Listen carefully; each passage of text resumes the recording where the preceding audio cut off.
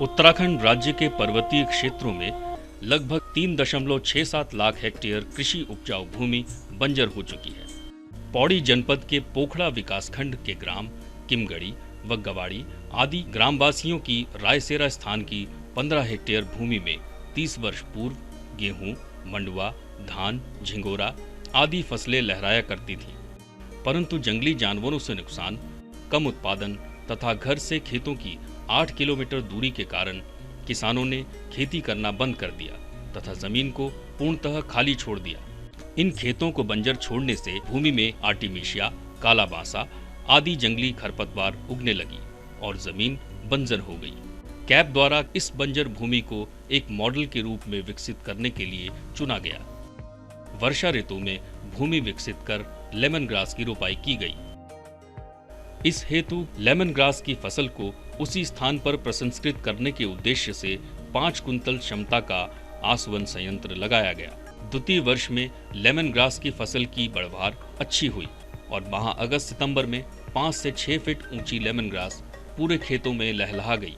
एक स्थानीय कृषक श्री कमल सिंह ने पूरी फसल का उसी स्थान पर आसवन भी किया। जनपद पौड़ी के ग्राम दिखेत का यह दृश्य है।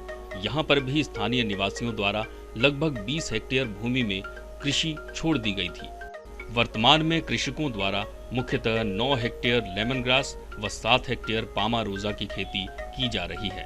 अब हम आपको जनपद देहरादून के विकासखंड कालसी में स्थित एरोमा क्लस्टर भदोगी ले चलते हैं। केंद्र के सहयोग से कृषकों द्वारा आरंभ में 1 हेक्टेयर क्षेत्रफल में लेमन ग्रास का रोपण किया गया, जो कि आज बढ़कर 4 हेक्टेयर तक पहुंच गया है।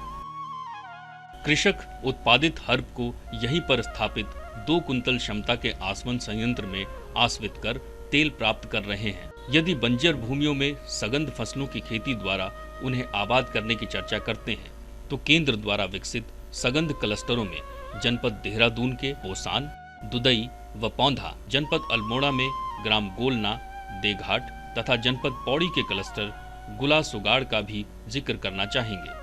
इन क्लस्टरों की एक झलक देखने से यह स्पष्ट है, लेमन ग्रास बेकार पड़ी खाली भूमियों के लिए एक सफलतम फसल के रूप में उभरी है, जिससे वर्षा आधारित क्षेत्रों में खाली पड़ी बेकार भूमि पर भी लगभग 50 से 60 हजार प्रति हेक्टेयर की आय प्राप्त हो रही है।